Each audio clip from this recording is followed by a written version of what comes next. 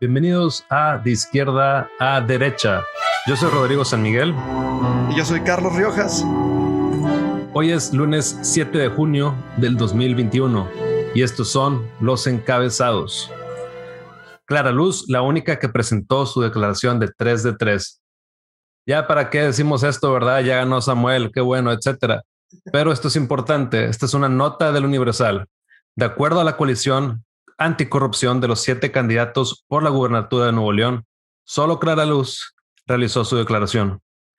Los invito a visitar la página web de esta nota. Estaríamos compartiendo el link como siempre, ya que aparece una imagen de una persona vestida de rata. Y pues bueno, me gustó mucho la imagen.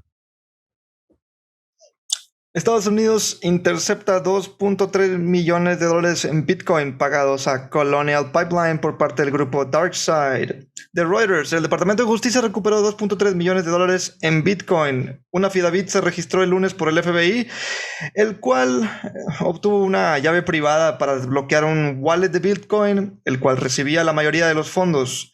Colonial Pipeline le pagó casi $5 millones al grupo DarkSide para recuperar el acceso. Se recuperaron los 2 fondos.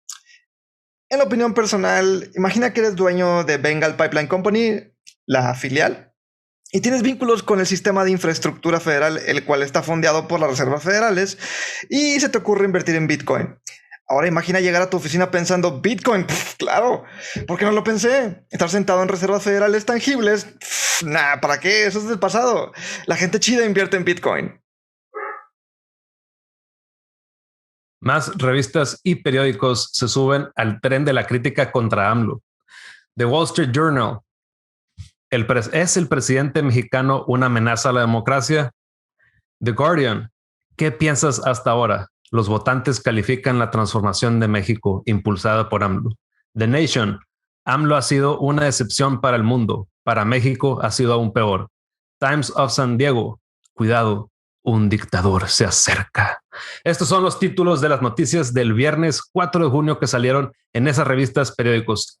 Qué coincidencia que todos salieron el mismo día. Parece que un grupo quiere tumbar a AMLO.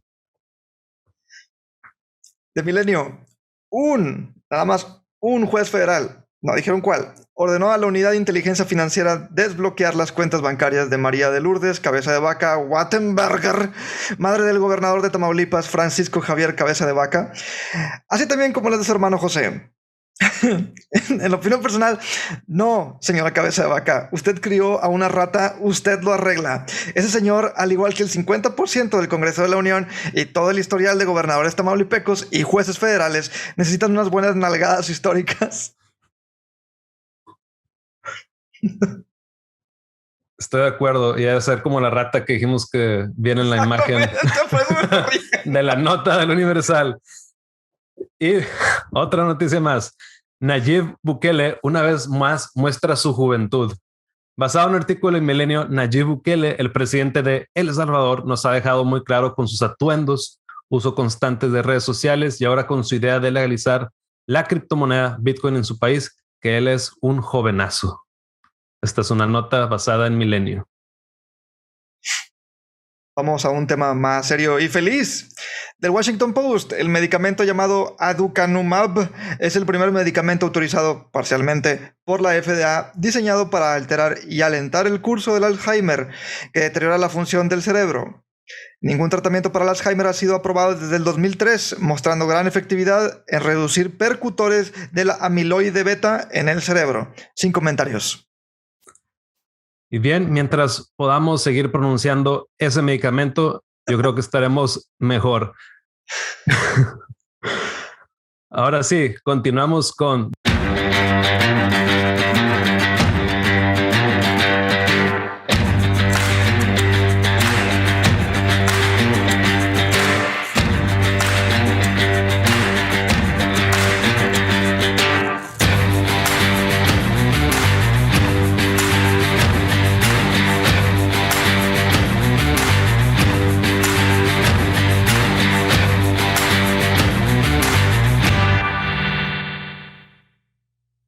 Muy bien, comenzamos con el deep dive de izquierda a derecha.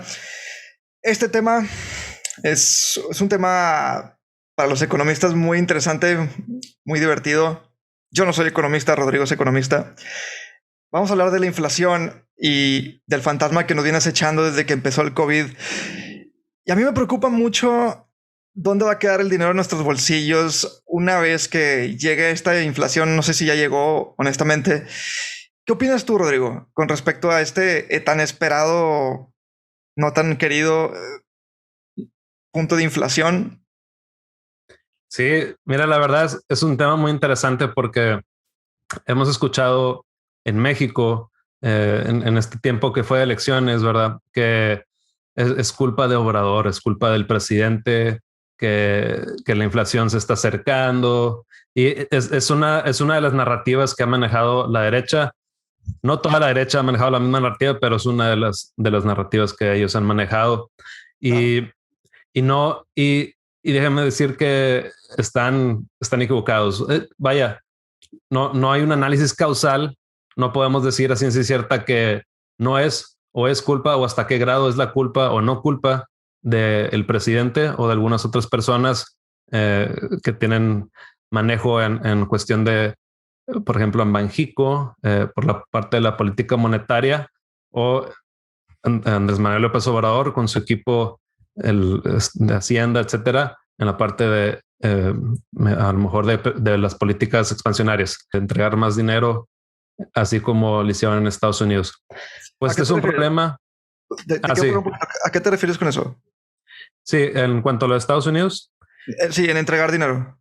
Sí, entregar dinero como en Estados Unidos, pues en estos momentos difíciles de COVID, el gobierno de Estados Unidos decidió entregar dinero a todas las personas que no recuerdo muy bien exactamente las restricciones, pero es algo así como si tú tu persona ganabas 75,000 o algo así como $75,000 anuales o menos, o entre tú y tu pareja ganaban menos de $150,000 anuales. Entonces el gobierno te iba a dar una cantidad de dinero, y creo que también podían recibir algunos que estaban un poco más arriba, pero recibían menos dinero, y entre más abajo recibían más dinero de diferentes maneras. Por ejemplo, si ahí veía una familia con varios hijos, por cada hijo iban a recibir X cantidad de dinero.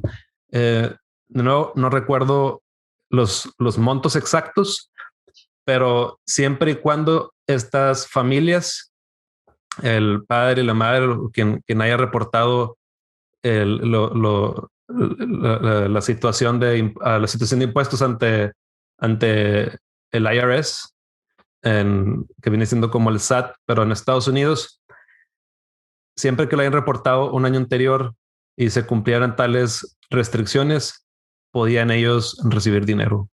Entonces mucha gente recibió dinero pues para poder estar pues un poco mejor acomodados y que no les haya afectado mucho la situación de la pandemia.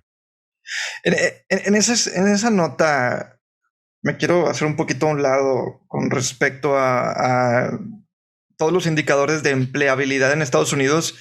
He estado notando que, vaya, no todos los estadounidenses están contentos con cualquier tipo de trabajo. He visto una transición de trabajo de cuello azul a trabajos de empleado de restaurante. Han tenido que bajar un poco sus estándares, no nada más de vivienda, sino profesionales.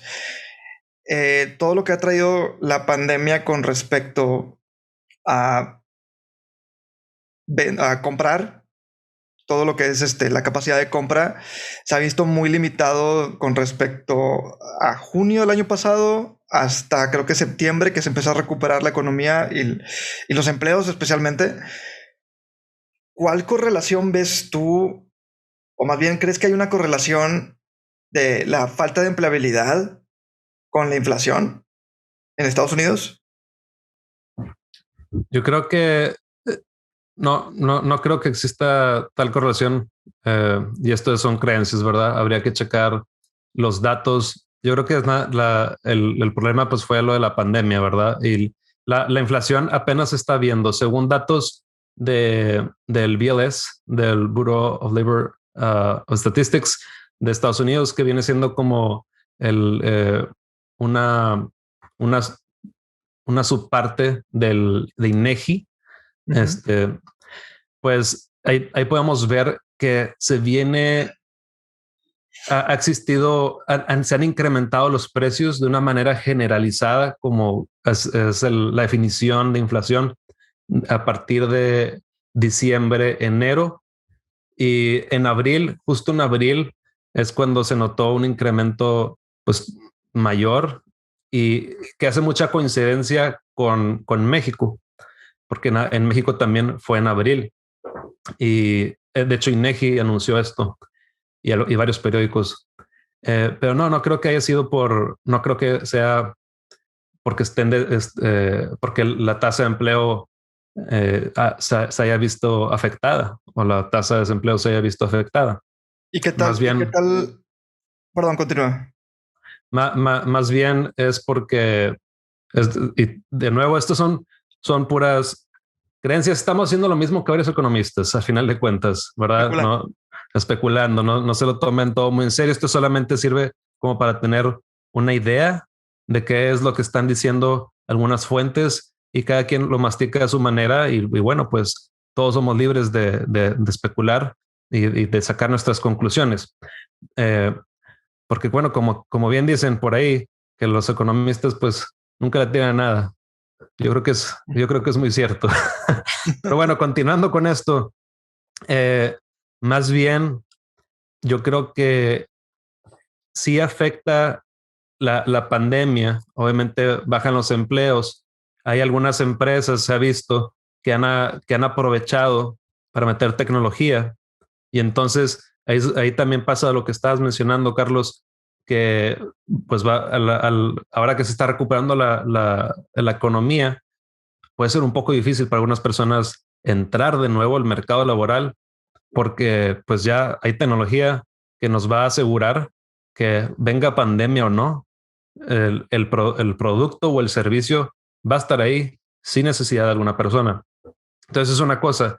La inflación, algunos dicen, vamos a compartir los links, que se debe a que pues este dinero que estaba repartiendo el gobierno de Estados Unidos, que se hicieron dos reparticiones con Donald Trump, la última con Joe Biden.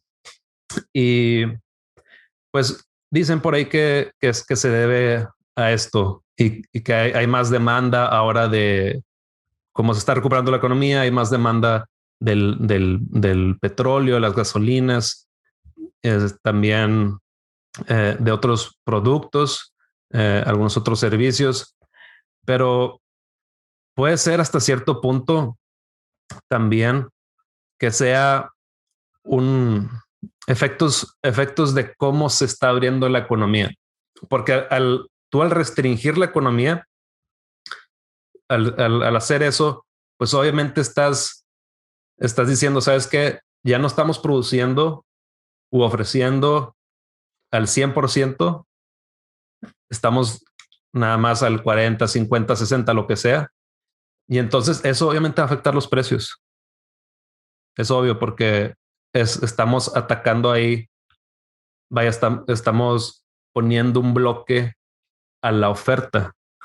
Y cuando hay una demanda, si la demanda es creciente y supera la oferta, entonces los precios se pueden empujar, ¿verdad? Hacia arriba. Y eso es lo que podría también estar sucediendo. Hay otra vertiente que está sucediendo también, que es que en China se está viendo que las materias primas, commodities, también como le llaman en Estados Unidos, están siendo ahí pues manejadas como parece que por cárteles y entonces el gobierno chino está ahí poniendo el ojo de que, oye, ¿qué está pasando aquí? Porque esto ya afectó a varias empresas de manufactura y están subiendo los precios también en China, o se espera más bien que suban los precios en China. Y pues bueno, entonces hasta ahorita tenemos esas tres tres vertientes, ¿verdad? Algo que sucede en México, algo que sucede en China, algo que sucede en Estados Unidos. Estoy viendo un artículo de The Guardian.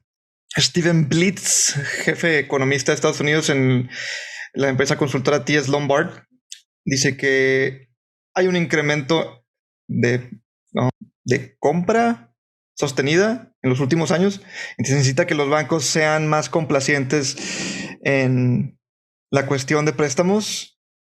Y luego menciona que hay un factor que enfatiza en el corto término que China está pasando en los precios que está pagando, está, por así decirlo, casi dompeando los precios de materias primas, y pues eso afecta como que más bien alza la barrera de competitividad para Estados Unidos, que ahorita necesita más que nada. De hecho, también quería añadir a eso, recientemente hemos visto un alza en los salarios a $15 el salario mínimo. Primero quiero saber, y he tenido mucha curiosidad, hacia los empleados de primera línea, me estoy refiriendo a restaurantes, negocios de servicio directo. ¿Cómo repercute esta alza del salario mínimo hasta los trabajadores de collar azul, más bien collar blanco, y profesionistas? Sí, hay que checar bien la nota. Hasta donde yo recuerdo, los salarios que subieron a $15 o que se planea que suban a $15 la hora son los que trabajan para el gobierno federal. No es algo que se haya ya implementado en todo el país, ¿verdad? Entonces solamente fueron empresas muy específicas, ¿no? Algunas franquicias o ya sea, no sé, Walmart o algún restaurante en específico que ya sabes que hay como que una barra que tenemos que poner en salario mínimo, pues yo quiero que tú trabajes por $15 porque necesito empleados. También había por lo mismo de los incentivos gubernamentales, vimos que hay gente que no quería regresar a trabajar, aunque yo lo veo como una broma, lo veo como un chiste cultural en Estados Unidos. Claro que hay gente que quiere trabajar. Está también la narrativa contraria en el que trabajan en un restaurante y ganan menos de $12 la hora y tienen sus horarios limitados por lo mismo que restringe los horarios de servicio. Entonces tienes que recorrer pues tus horarios de operación con todo lo que tienes que preparar dentro de ese tipo de negocios, ¿no? Si es un restaurante, pues tienes que ir en la noche o en la madrugada a comprar suministro, tienes que preparar las cosas, tienes que preparar platos, lo que sea. Todo lo que no tenga que ver con la operación también te cuesta, ¿no? Igual las manufactureras. Ahora, vamos a suponer, de nuevo, para la gente que nos está escuchando, eso es un supuesto, que el rango entre $12 y $16 se va a mantener con respecto a la expertise de las personas. Vamos a suponer que la persona va a trabajar en una empresa manufacturera, en una planta, si es que todavía existen en Estados Unidos, y vamos a decir que esta persona tiene aproximadamente 6 años de experiencia en la línea de ensamble.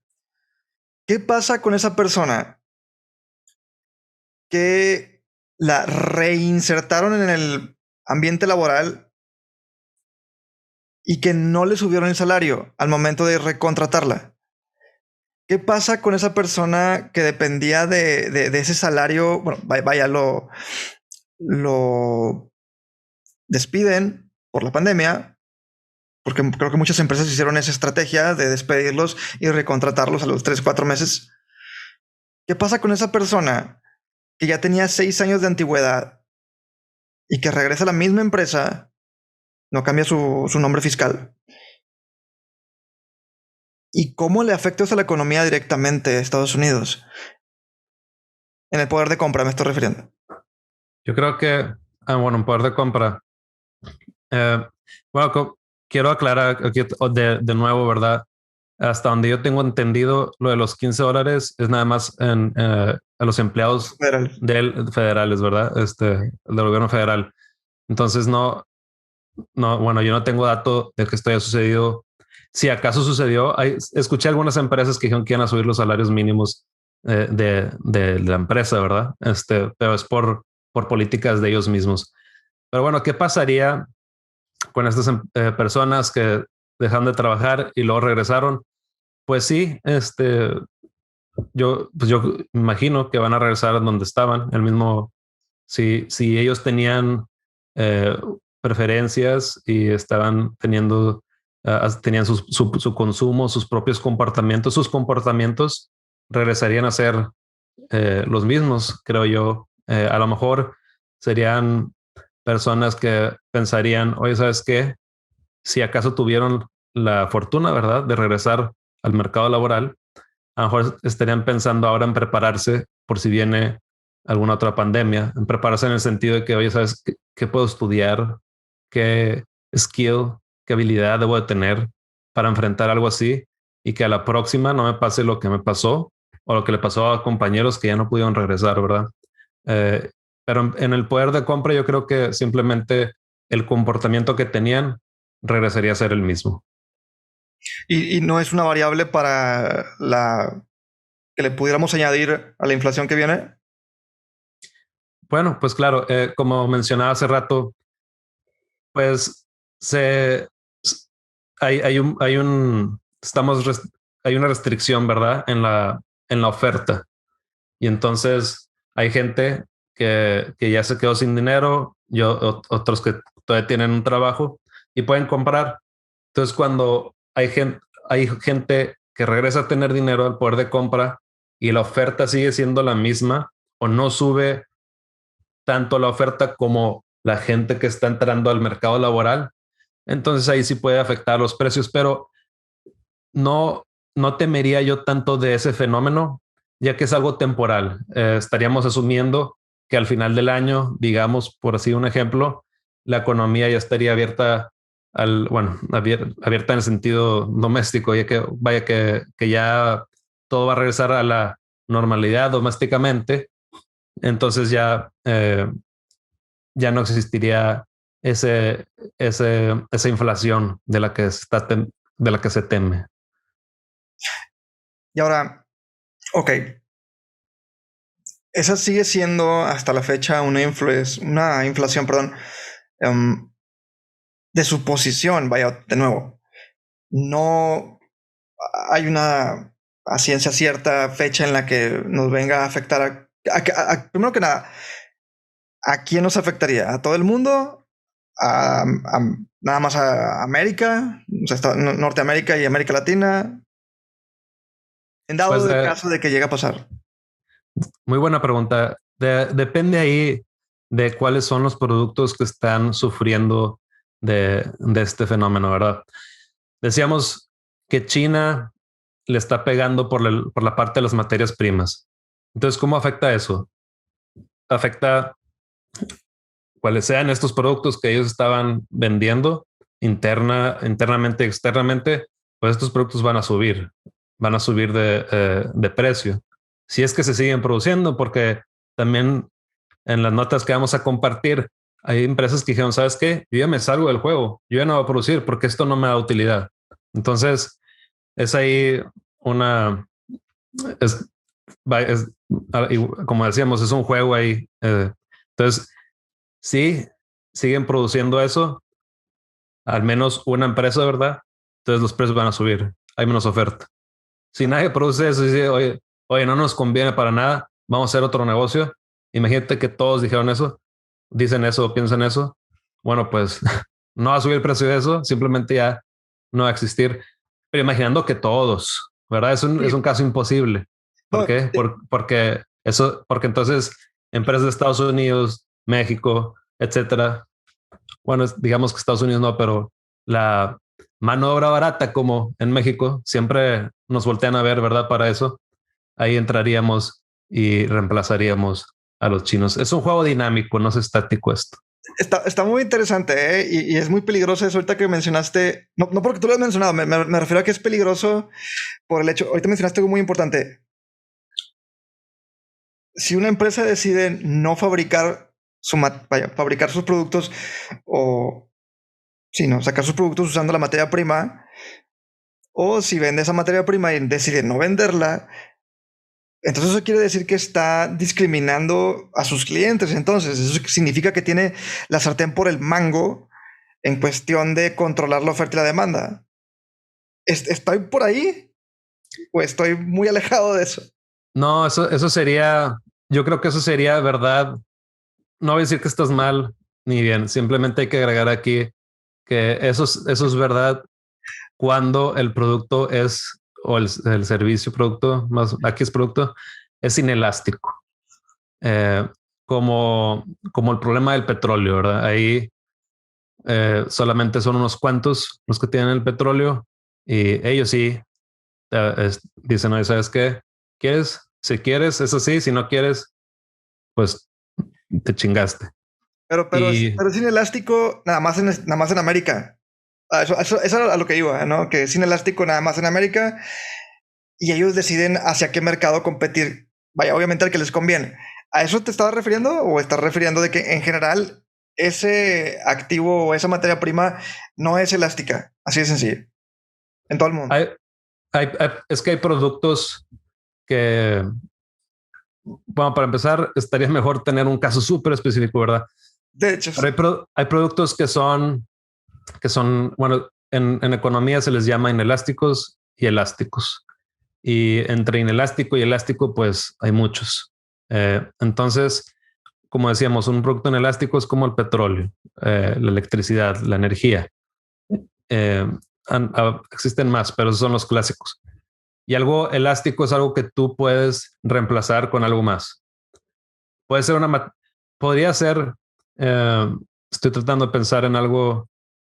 Imagínate, a lo mejor este es un ejemplo irreal, pero imagínate que las pantallas de computadora se hacen. Mira, yo no sé nada de pantallas, pero vamos a imaginar que esto es vidrio. Lo que estoy viendo aquí es vidrio, que no lo es, ya lo sé, pero vamos a imaginar eso. Ahora imaginemos que que este producto, las pantallas son elásticas y que, oye, ¿sabes qué? Si no es vidrio, si el vidrio está muy caro, pongo plástico y ponen plástico y listo. A lo mejor, eh, y lo mismo puede pasar, oye, que en las partes de las computadoras usamos oro, que los chips y no sé qué. No soy experto en eso, pero sé que usan oro. Oye, pues hemos usado oro porque pues, se nos dio la gana, pero si el oro está muy caro, pues podemos usar cobre. de Esto no creo hecho. que sea verdad, pero imagínate qué pasa eso. Pero de hecho hay una crisis de chips ahorita. No sé si has leído sobre ese tema últimamente. Hay una crisis de chips en China y más que nada por los bloqueos que han tenido. Bloomberg dice que es por el tema del canal Suez. Es una en 25,000 embarcaciones anuales que pudieron haber sido afectadas o más bien que afectan a algún suministro muy específico. Obviamente el incidente del canal Suez no fue algo que pudiéramos decir que haya afectado específicamente a los chips ni a algún otro commodity en específico. Probablemente en el corto plazo, pero a largo plazo no lo creo. Hay muchas reservas, hay muchos otros canales de desviación, etc, etc, so on and so forth. Lo que quería, lo que quería comunicar con el tema, con este ejemplo de los chips, es que los chips son la parte más esencial de tanto las televisiones como las computadoras. Y en esencia, conforme la tecnología se va haciendo más compacta, se están desarrollando, más bien se requieren materias primas un poco más sofisticadas. Ahorita mencionaste el oro. En algunas partes, en algunas pequeñas partes de algunos componentes sí usan oro, usan cobre, algunos usan molibdeno. Um, no recuerdo qué otros materiales, pero bueno, son escasos, haya o no haya pandemia, exista o no exista algún bloqueo. Lo que sí sé es que no hay personal, y eso es muy importante, que me gustaría que la gente se tomara la tarea de investigar, que no hay mucho personal para mover X cantidad de suministro. Y en esta ocasión, los chips, que más bien fue un tema de materias primas, no tanto de personal, pero sí hay una escasez de personal en logística que físicamente pueda o no estar en los embarcaderos. ¿Qué opinas tú sobre todo este embrollo de logística que estamos teniendo últimamente?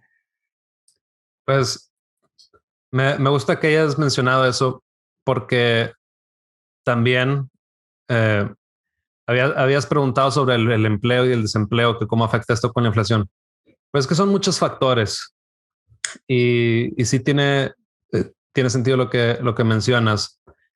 Es muy probable también que el tener más personas a precio barato, ¿verdad?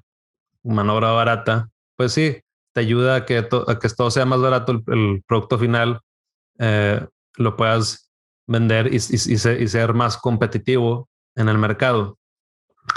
No sé si la falta de personal se debe a la pandemia, eh, pero volvemos a lo mismo. Si sí se debe a la pandemia, es algo que ahorita mencionabas, no es algo que va a ser a largo plazo, no es algo que se va a sostener a largo plazo, porque a largo plazo, en teoría, se espera que se regrese a los estándares que teníamos antes de la pandemia o estemos un poco mejor, ya que probablemente en algunos, como habíamos dicho antes, en algunas industrias se están metiendo tecnología que nos va a ayudar a asegurar, o bueno, a ellos les asegura que la función o lo que producen, lo que hacen, siga existiendo con o sin un problema como la pandemia. Y Pero quiero añadir, perdón, continúa. no, no, adelante tú. Sí, de hecho, lo más quería añadir aquí una nota de Reuters del CEO de Intel, Pat Gelsinger, en una sesión en Taipei, en Taiwán, creo que es Taiwán, donde habla sobre, ahora con la pandemia, la gran necesidad de computadoras, la gran necesidad de tablets, y habla sobre que pues esto no, pues no va a ser a corto plazo. Me refiero a que no se va a arreglar al corto plazo, me refiero a que la demanda por tecnología incrementó alrededor de 20 billones de dólares por cada cuatrimestre.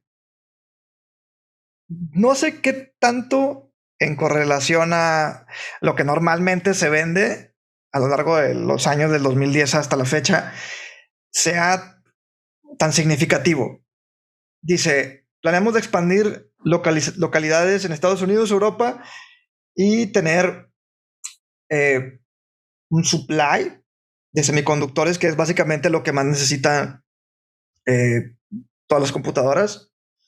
Y más que nada, además de los chips lógicos, los semiconductores pues son lo que más se necesita, ¿no?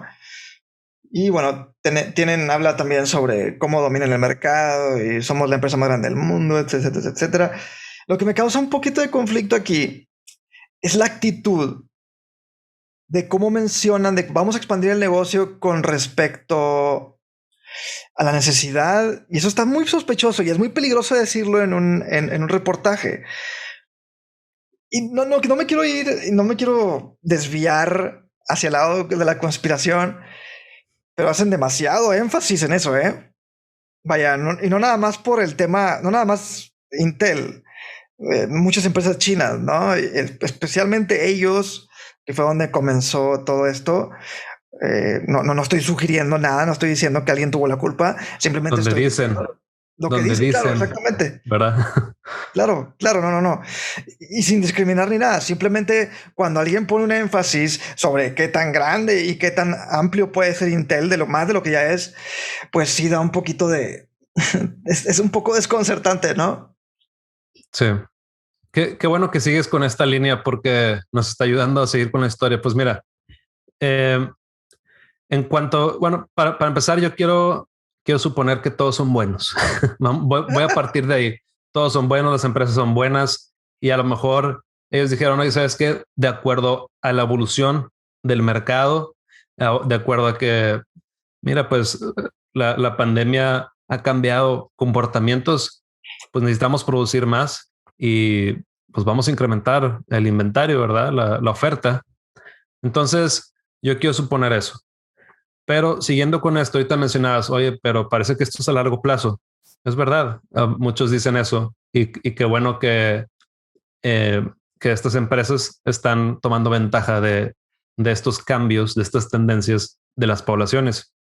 Pero también decía que qué bueno que sigues con esta línea, porque hay algo que se llama el Índice Nacional de Precios del Consumidor. Eso así le llamamos en México, y en Estados Unidos es el Consumer Price Index. Y así, palabras más, palabras menos, en muchos países, en la mayoría que miden la inflación, tienen también este índice. Este índice es el que nos ayuda a saber, a medir la inflación, a cómo va a estar, a pasar una proyección. También este índice el que le ayuda a Banxico a establecer metas de inflación. Entonces, lo que me interesa mucho de este índice es que he visto por ahí a personas que comparan la inflación de un país contra la inflación de otro país. Y si la inflación está basada en el índice nacional de precios del consumidor, entonces esto es algo que es simplemente incorrecto matemáticamente, estadísticamente y lógicamente hacer. No podríamos nosotros comparar la inflación que se vive en México con la inflación que se vive en China, con la inflación que se puede vivir en Estados Unidos y que se vive en Estados Unidos. ¿Por qué?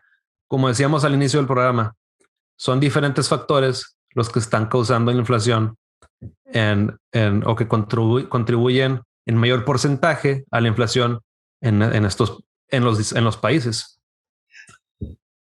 Y déjame elaborar un poco más aquí, Carlos. No, quiero que me evites más preguntas.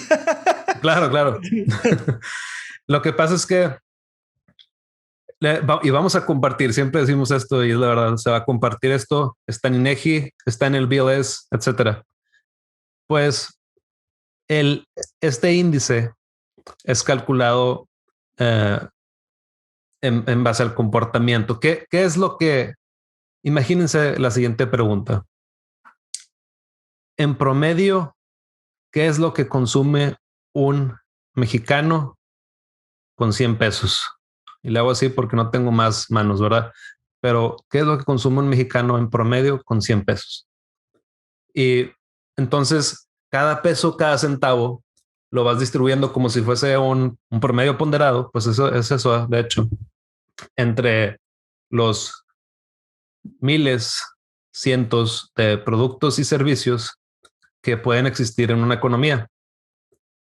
Y entonces es así como se va a calcular la canasta básica. Se tienen todos estos cientos de productos y servicios y se va a seleccionar algo que represente a un mexicano promedio. Y para hacer esto, INEGI creo que hace una muestra en 55 ciudades, si mal no recuerdo, y de ciudades con más de 2,500 habitantes y ciudades con menos o pueblos con menor población. Y bueno, hay encuestas que hace INEGI. Todos conocemos que hace el censo, ¿verdad? Pero también tiene encuestas muy importantes, como tuvo la del Engasto, esa no recuerdo cada cuándo se hace. Y hay otra que es la NIC, la de ingresos y gastos de los hogares, que creo que es cada 2 años. Y bueno, con esto, y son muestras, no son censos. Con esto, INEGI ya tiene la información de qué es lo que la familia o los habitantes de un hogar consumieron en tal día y los habitantes de otro hogar consumieron y así, ¿verdad? Al año, al mes, etcétera. Y es en base a eso como se construye este índice nacional de precios del consumidor. Sí, bueno, Para la gente que no nos está viendo, estoy tratando de meterme justo donde quiero sacar la idea principal de lo que está diciendo Rodrigo, porque está prácticamente respondiéndome las preguntas, no que las preparara, sino está respondiéndome preguntas para yo hacer otra pregunta.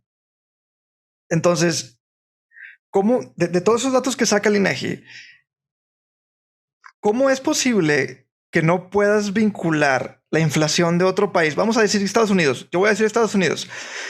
Si los precios de algunos componentes en Estados Unidos, o más bien los componentes, las empresas y el negocio que dependen las empresas de Estados Unidos que dan trabajo en México, afectan a México también, porque consumimos muchas cosas de Estados Unidos, al igual que de China. ¿Cómo es que no es una variable que no afecta dentro de los resultados que genera el INEGI?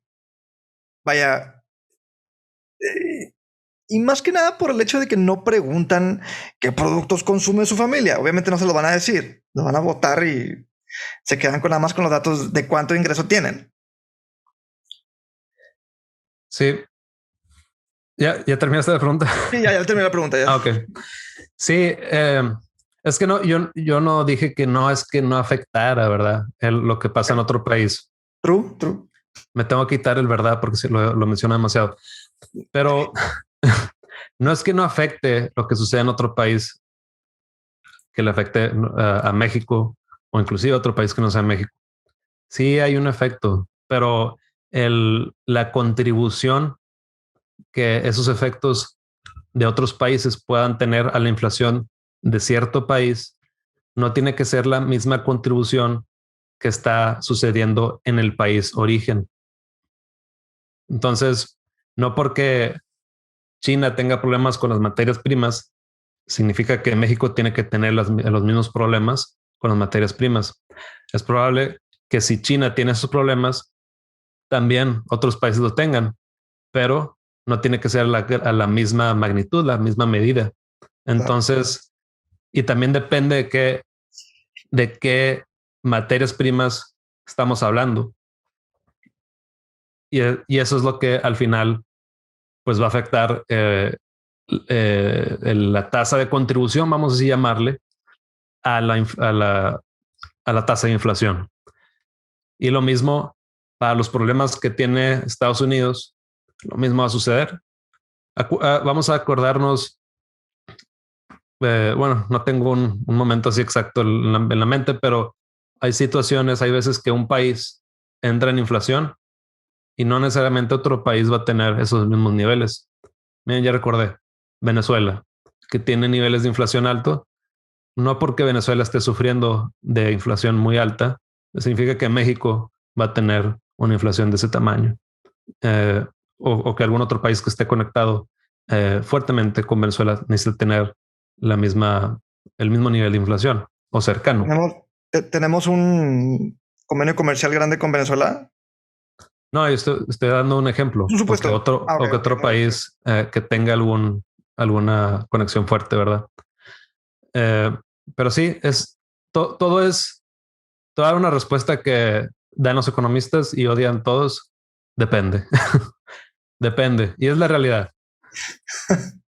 Aquí no. Pero para recordar a la gente que nos está escuchando, aquí no hablamos en absolutismo, no porque Rodrigo sea malo, sino no nos gusta hablar en absolutismo de ninguna forma. No vamos a llegar a eso jamás. Entonces, ódienos. No tanto para que nos sigan escuchando. Ok. Pero quiero aquí hacer una mención muy importante. Estaba yo consultando de INEGI, información gratuita que todos podemos consultar, y vamos a poner los links. Repito, la canasta básica, la ponderación de la que estaba hablando del Índice Nacional de Precios del Consumidor.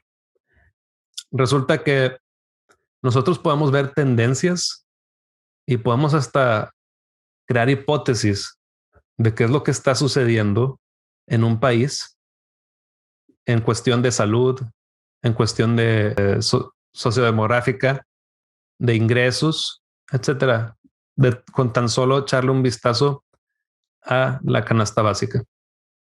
Vamos a compartir pantalla y como siempre, Carlos me va a ayudar a no quedarme solamente viendo la pantalla y explicar todo lo que está sucediendo en la pantalla. Así que denme un segundo para esto. Share screen. Ok. Muy bien. Vamos a ver. Ok, perfecto. Entonces aquí tenemos 2010 y 2018. Estos datos, repito, vienen de INEGI y estos son lo que estamos viendo aquí son los productos o servicios que tuvieron mayor contribución a la canasta básica, que es una que repito, es la inflación no se puede comprar porque contra otro país, porque evoluciona y tiene significado de tendencias dentro de ese número. Entonces aquí es lo que vamos a observar. En el 2010, el producto que tiene más representación y contribución en la canasta básica fue vivienda propia, con 14.15 puntos de 100. En 2018, vivienda propia bajó a 12.01 puntos de 100. Aquí, tan solo ver eso, podemos empezar a crear hipótesis maravillosas, como han escuchado por ahí que los millennials están tardando de salir de casa. Probablemente lo han escuchado. Entonces, podemos decir, mira, aquí se refleja eso. Es una hipótesis, pero se refleja que la gente está gastando menos en promedio en una vivienda propia en el 2018 comparado con el 2010. Esto me asusta al ver estos números porque eso puede significarse algo negativo. Ahora, No necesariamente, para la gente, pero puede. Perdóname, para la gente que nos está escuchando, estamos viendo una pantalla que dice top mayor contribución a la canasta básica. Tenemos dos cuadros, una del 2010 y una del 2018. Y tenemos conceptos. Dentro de los conceptos tenemos de entre autobús urbano y esto es gasto ponderado, ¿verdad? Esto donde dice ponderación es gasto ponderado. Sí, muy bien. Así es. En porcentaje de 0 a 100.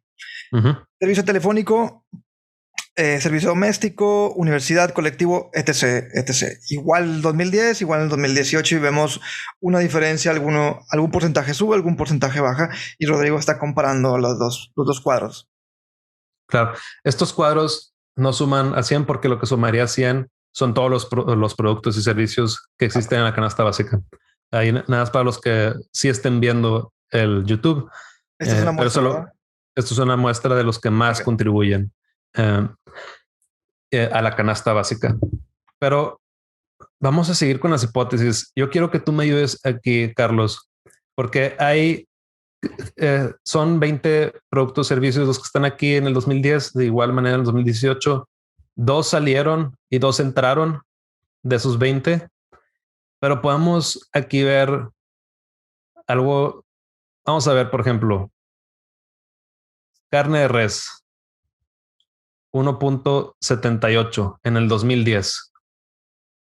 O sea, en promedio se gastaba vamos a decir que en un día, es un promedio, un mexicano promedio, 1.78 de 100 pesos gastaba 1.78 pesos en la carne de res. Eso es en el 2010.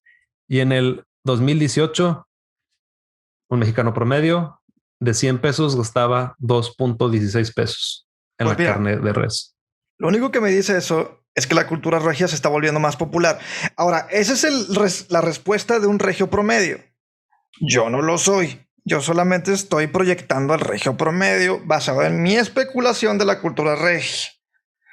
Rodrigo podría decir que hay más oferta de carnicerías a nivel nacional que compiten con los estados donde hay más afluencia de comer carne. Vamos a decir que, especulando, tiene así un dedazo de, no lo sé, 20 de las 31 entidades federativas. Bueno, ya son 30, ¿no? La Ciudad de México, no sé si ya cambió. Pero bueno, Vamos a decir que ese porcentaje se atribuye 32, ¿no? 32. Ya con eso de la Ciudad de México nunca me quedó claro. Tenemos ahora más competitividad. Eso quiere decir que el precio de la carne ya tiene un rango más amplio. Tenemos ya diferentes niveles de tipos de carne. Tenemos también muchas más carnicerías independientes. Yo me quedo con mi teoría de que la cultura regia es más popular a nivel nacional. No sé qué digas tú, Rodrigo. Pues puede ser, o sea, puede ser que si haya más oferta, es una hipótesis. Oye, hay más oferta, entonces la gente, entonces bajan los precios de la carne porque hay más oferta y la gente dice, pues voy a comprar carne porque es más barato.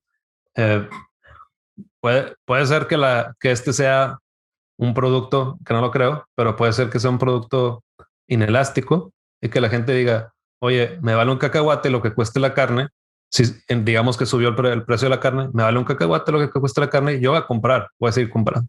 Entonces pueden ser varias cosas, pero se fijan, es muy interesante cómo podemos observar estas tendencias de cuánto gasta alguien ahora o en el 2018 comparado con el 2010.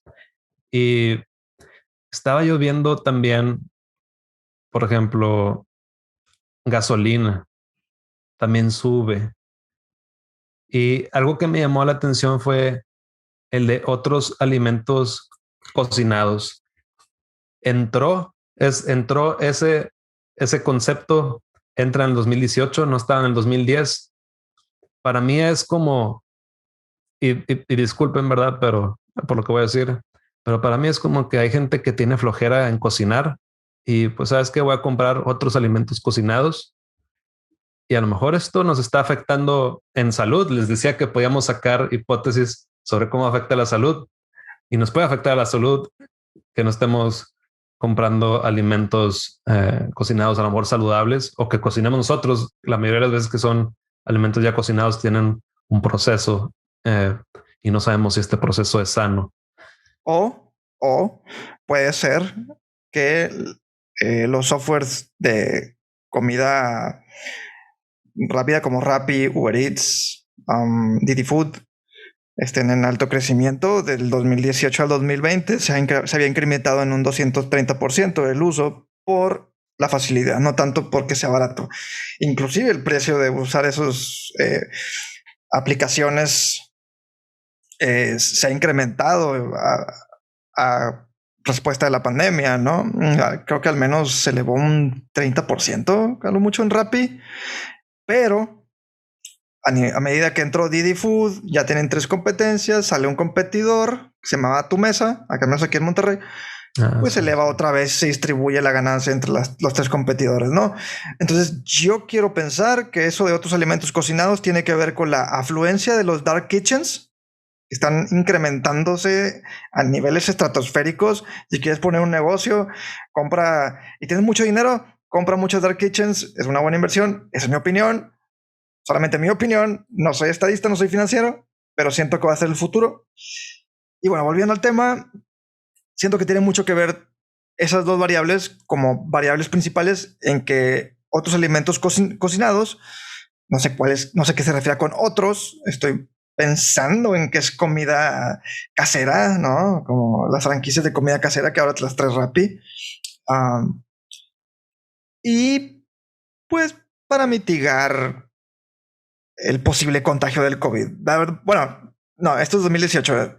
Vamos a suponer que ya no había, más bien no había esa variable, ¿no? Simplemente es más cómodo pedir y para algunas personas es más seguro. Me gusta mucho esa hipótesis, Carlos. Yo creo que puede ser una muy buena explicación y estaría interesante analizarlo. Pero me gustó mucho, la verdad. Y vemos también que incluyen aquí paquetes de internet, telefonía y televisión de paga. Antes no teníamos, lo teníamos separado servicio telefónico en el 2010.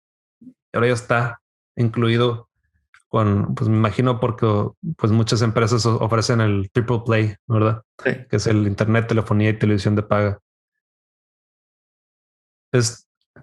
Bueno, a mí me pareció muy interesante esto, pero no los queremos aburrir solamente con esto. Tenemos otras gráficas. Vamos a ver si nos vamos para atrás un poco. Y no creen que todos los capítulos se trate de nada más ver gráficas. Obviamente el programa se trata de dar hipótesis y dar opiniones con respecto a los datos. Si ponemos a hablar solamente sobre opinión y fantasías y teorías de conspiración, pues puede que sea también interesante. Pero si vamos a empezar a hablar sobre datos y de cómo traemos las opiniones de las personas que influencian a que estos datos se muevan, podemos inclusive platicar algún día de cómo Elon Musk afectó al precio del Bitcoin. Puede ser.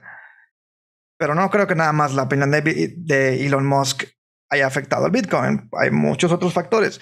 Pero volviendo al tema, estamos ahorita viendo, para la gente que nos escucha, otra gráfica. ¿Qué tipo de gráfica es esta, Rodrigo? Esta es una gráfica de barras, pero las barras están de manera horizontal y estamos viendo los top productos y servicios con mayor diferencia negativa. Seguimos con la mente viendo 2018 contra 2010. O sea, tenemos los ponderados y restamos los ponderados del 2018 contra los del 2010. Y estos son los que obtuvimos. Ya hemos visto vivienda propia que venía en las tablas que teníamos anteriormente y habíamos dicho que había bajado. Pues aquí simplemente vemos que bajó. Vivienda propia bajó 2.13 puntos. Tenemos la electricidad también bajó 1.3 puntos. Renta de vivienda 1.2 y así nos vamos. Pero hay algo aquí que me llamó mucha atención y vale la pena hacer énfasis. Vemos aquí servicio doméstico. Bajó el servicio doméstico. Esto también nos puede dar una idea. Oye, entonces, con la condición que teníamos en el 2018 y a lo mejor seguimos en esas mismas condiciones económicas, ¿será que los servicios domésticos, entre estos, las empleadas domésticas, estén perdiendo mercado? ¿Será eso? ¿O qué puede ser? ¿Verdad? Hay hipótesis que podemos tener ahí. ¿Será que la gente regia de San Pedro tiene el DJ Rumba? ¿O cómo se llama el trapeador y la escoba, que es un robot? No lo sabemos, pero son tendencias de nuevo y son tendencias muy interesantes. Mira, Centro Nocturno es el que sigue. ¿Será que la violencia que se vive en México nos ha hecho en general, ¿verdad?, a la población dejar de acudir a los centros nocturnos? Estoy de acuerdo. Y se refleja aquí. Cine igual. Es porque está Netflix y Amazon Prime, Hulu y todo eso, que el cine está bajando. Sería muy interesante ver eso con respecto a la pandemia. Creo que vas a ver barras muchísimo más largas que rompen la pantalla de tu monitor. Tu monitor, más bien. El tema del servicio doméstico, no sé si fue en el 2017 donde ya se le exigía a la persona que contrataba a una empleada doméstica darle, creo que era seguro de vida, algo así. Creo que ya era parte de una ley. Y creo que fue las últimas leyes que promovió Enrique Peña Nieto. Y creo que sí hubo, como podemos ver, no fue tanto lo que afectó. Simplemente se está regularizando más a la empleada doméstica y eso es bueno. No me interesa es bueno, sí. Sí, si hay una diferencia negativa. En todo hay un costo-beneficio. Así es. Y haya sido, si fue Peña Nieto, oye, le aplaudo. Qué bueno que él impulsó eso. No recuerdo, pero yo se lo aplaudo en el caso que haya sido él. También vemos servicio de televisión de paga que también bajó. Es uno de los últimos aquí. 0.273 puntos abajo. Pero también esto nos ayuda a seguir pensando en que hay muchas hipótesis que podemos crear y estas requieren el análisis, porque de igual manera podemos decir, oye, detergentes y suavizantes y limpiadores también bajaron.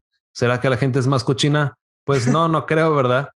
Pero, pero esto nos ayuda. La intención de mostrar esto es que nos puede ayudar a pensar los diferentes escenarios y ahora sí analizar sobre estos. Es lo bonito de esta gráfica. Rod, tenemos 10 minutos. ¿Tienes otras gráficas que nos quieras compartir? Sí, entonces sigo mostrando ahora aquí. Y fíjate que todas estas listas de la diferencia de consumo es interesante por los patrones, no tanto, no nada más por los resultados, por los patrones de consumo. Como dijiste ahorita, los millennials se tardan más en salirse de casa, pero no es una tendencia que sea exclusiva de México. En Estados Unidos también. Y todo se atribuye a toda esta transición tecnológica de personas que simplemente no estaban tan vinculadas con la tecnología. Lo repito tanto en todos los episodios sobre esta década de transición que vemos más productos, industrias que están siendo afectadas, pero el problema es que están siendo afectadas en forma de cuello de botella o de embudo, como lo quieran llamar. Y ahorita lo estoy viendo, y no por la forma que tiene, sino porque en realidad se están perdiendo muchos oficios, y como se pierden muchos oficios, se automatizan muchas cosas, y como se automatizan muchas cosas, se estandarizan muchos productos, y eso hace que baje la calidad y el consumidor empieza a buscar alternativas. Ahí es donde entran los nuevos mercados. Ahora sí, conforme a lo que acabo de platicar, Rodrigo, puedes explicar top productos y servicios con mayor diferencia positiva. Para la gente que nos está escuchando, estamos viendo la misma gráfica. Bueno, no es la misma gráfica, simplemente son diferentes productos que han causado una diferencia positiva. Así es, del 2018 contra 2010. Y seguimos con las hipótesis. El segundo producto o concepto, como le llama INEGI, tenemos refrescos envasados y subió casi un punto de 100 pesos, digamos que subió casi. Ahora, en lugar de estar gastando un peso, por así decirlo, ahora se están gastando casi 2 pesos las personas en refrescos envasados. Entonces, eso también nos muestra algo, la tendencia de salud, que hasta la gente está tomando mucha azúcar, ¿verdad? En estos botes. Pero también vemos que agua embotellada sube, carne de res ya lo habíamos mencionado. Este está muy importante, muy interesante. Alimento para mascotas sube. Ándale, échale la culpa a los millennials otra vez. Sí, ya no se quieren reproducir, pero quieren gatos y perros. Tengo pesadillas con esa ideología, en serio. La tendencia de no reproducirse contra la realidad económica que están viviendo muchos millennials y generación Z. No tienes idea la correlación que hemos tenido y la transición de nuestros valores hacia las mascotas. Y no nada más lo dices tú, me lo dice mi hermano, me lo dicen mis primos y nadie concluye nada, simplemente terminamos en eso. Creo que ahora la gente respeta más a los perros que a los humanos, pero no por cultura, es por decisión. Así es. Vemos también pan dulce y galletas. Oye, a lo mejor estaba muy bien lo que Gatell y su equipo hicieron de poner, oye, te estás pasando de azúcar en el pan, en los panecitos Bimbo y todo eso, Marinela. A lo mejor estaba bien. ¿Por qué? Porque las tendencias nos están diciendo que tenemos los refrescos envasados, el pan dulce, las galletas. Va mal. Claro. Me recordaste al meme de la coquita. Dios mío, cómo odio ese meme. Como que respetar un producto exageradamente azucarado se ha vuelto una tendencia últimamente. No sé si esté correlacionada por el Netflix and Chill. Deberíamos hablar un poco sobre la psicología pandémica, en serio, lo que nos ha causado en la pandemia eh, y cómo afecta la economía, porque aquí estamos viendo muchas correlaciones. Agua embotellada, alimento para mascotas, loncherías, fondas, torterías y taquerías, refrescos envasados. Bueno, la gasolina de bajo octanaje pues obviamente va a subir, pero por ejemplo, galletas, ¿what? ¿Por qué habría de subir las galletas? O sea, no depende de qué tipo de galletas también, ¿verdad? Uh-huh. Y pues, bueno, esas son las. Yo creo que está pasando aquí. No sé aquí. Bueno, esas son las gráficas que tenía para presentarles. Quiero. ¿Cuántos minutos nos queda, Carlos? Vamos a darle 7. Ok. Quiero aquí comunicar algo más. Tenemos en Estados Unidos el concepto de vivienda propia se mide de diferente manera y se llama Owner's Equivalent Rent of Primary Residence. Pero vamos a decir que es vivienda propia. Ya necesitaríamos otro episodio para explicar todas las diferencias que hay en este concepto, pero es muy similar al final de cuentas. Y en Estados Unidos, este concepto tiene 23 puntos. Y repito, en México, en el 2018, 12 puntos. Esa es otra de las razones por la que yo digo no podemos comparar las inflaciones, porque la economía en Estados Unidos es muy distinta y si le pega, como ya sucedió una vez, si le pega en el sector inmobiliario, que acabo de decir 23 puntos contra 12 puntos de México, a ellos les va a afectar más.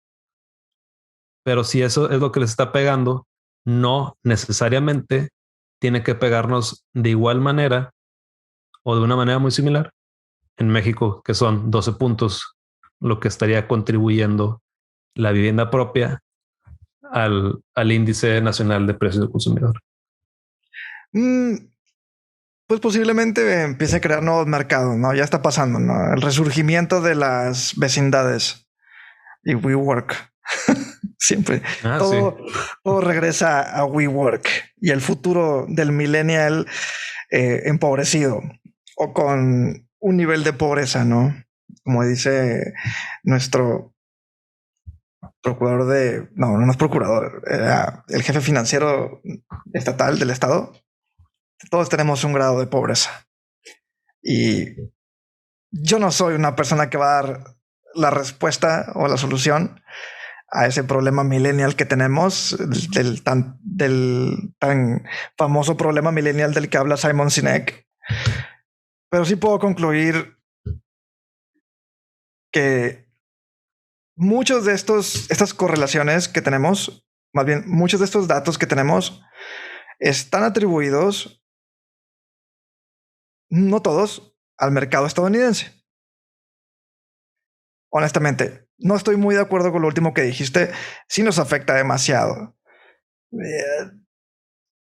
No sé cuál sea la estrategia de López Obrador para mitigar eso. En la cuestión energética de la que no hablamos, porque creo que es podría ser o pudiera haber sido un gran percutor del Producto Interno Bruto mexicano, nos apoyaría a mitigar una posible inflación, aunque no esté relacionada directamente con la inflación generalizada, podría ser una amortiguadora a este problema. La verdad, yo no quisiera dar una fecha porque estaría rompiendo la primera regla de este programa, llegar a absolutismos. Pero siento que si se rompen ciertas tensiones, que por lo tanto deberíamos de tener como un reloj atómico, como el famoso reloj atómico, que se le llame el reloj inflacionario, donde se acumulen todos estos factores. Podríamos llamarle un reloj inflacionario mundial, en dado caso de que pudiéramos anunciar alguna inflación o una recesión mundial. Suena muy creepy, pero creo que sería muy útil. Quiero concluir solamente con eso. No tenemos las respuestas,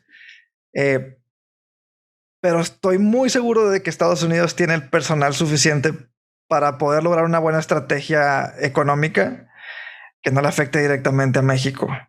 Por cierto, Rodrigo, tu camisa tiene muchas banderas estadounidenses y yo no me traje la mía con mi Banderas águila mexicanas. en el nopal y marca Mexican Eagle. No me hubieras dicho y hubiéramos estado combinados, ¿no? De izquierda a derecha, de norte a sur, ¿no? Pero bueno, Rodrigo, por mi parte, eso es toda mi opinión. Honestamente, es un tema muy amplio. Deberíamos de hacer otro programa en dado caso de que llegue de golpe la inflación. Por cierto, ¿la inflación llega de golpe o llega en distribuida o cómo llega la inflación? ¿O hay diferentes versiones? Hay diferentes versiones, como Okay. siempre, pero lo que se ha estado presenciando en esta ocasión es que va de poco a poco. En Estados Unidos se está viendo eso, igual en México. Eh, no tengo la evolución exacta para México, pero en Estados Unidos ha sido a partir desde diciembre, enero, ha empezado a aumentar. En México ya estaba aumentando, creo que desde febrero. eh, y en abril fue, como habíamos dicho al principio, cuando llegó a un punto pues considerado alto. De igual manera en Estados Unidos llegó a ese punto. Pero repito, yo no digo en que no afecte o que se afecte, sino de que no necesariamente debe afectar con una magnitud similar. Eh, esa es mi conclusión. Sí, sí me gustaría tener un programa contigo específicamente hablando sobre las energías limpias con respecto a las energías fósiles y la actitud que toma el presidente y el presidente de la CFE o el director de la CFE, no es presidente, eh, porque es un tema muy complicado y le ha afectado a muchas familias, tanto los concesionarios como a las personas, o más bien a nivel nacional, ¿no? Es un tema que sí se tiene que investigar muy a profundidad y sí me gustaría platicar contigo de eso. Ok. Una cosa más antes de despedirnos. Lo que sucedió en el 2000, entre 2007 y 2009, de la crisis que hubo acá en Estados Unidos y le pegó a México. Dicen por ahí que le pegó a México. Eh, Hay que recordar ahí los años exactamente, pero creo que cuando nos pegó fue en 2009, cuando nos pegó fuerte. Fue en 2009. O sea, como un año después Sí, de que le haya pegado a Estados Unidos. sí, Hay un comenzó julio de economista, 2008 y 2009 nos pegó. hay un economista que ganó el premio Nobel. Es se me fue el nombre, pero es uno de los economistas que Andrés Manuel López Obrador los ha citado, que este economista apoya el uso de otras métricas que no sean el Producto Interno Bruto. Ujú. Eh, Total, este economista mencionó en una entrevista por allá del 2009-2010 que el presidente de México en ese entonces lo había manejado terriblemente la crisis mundial, dando a entender, junto con otra información que hay evidencia, eh, que no nos debe haber pegado tan fuerte como nos pegó en aquel entonces, en el 2009. Eh, entonces es un dato que se lo pueden llevar a casa, masticarlo y pensar, oye, pues entonces, ¿qué pasó? No estoy, no, mi intención no es en este momento decir, hey, era Calderón y todo eso. No, he tenido mis intenciones en otras ocasiones, pero mi intención aquí es para decir, repetir que lo que pasa en Estados Unidos sí puede tener un efecto, pero no necesariamente tiene que afectar de la misma manera. Eso es lo que yo quiero que se lleven a casa. Y si pasa algo en China, no tiene que afectar de la misma manera en México o en otro país. Perfecto. Bueno, para la gente que nos está escuchando y la gente que nos está viendo, la próxima semana tendremos un episodio especial. Va a ser nuestro primer episodio experimental bilingüe. Básicamente sería de izquierda a derecha, completamente en inglés. Vamos a presentar a una doctora, Wendy Castillo. Sí. Entonces, bueno, la próxima semana tendremos ese episodio. Espero que les guste. Tiene mucho que ver sobre igualdad. La diferencia socioeconómica de los latinos con otro tipo, con otras razas en Estados Unidos. Y bueno, una correlación con México, ¿no? Que vamos a añadir Rodrigo y yo. Espero que les guste y nos vemos la próxima semana. Muchas gracias. Esto fue De Izquierda a Derecha. Chao. Perfect.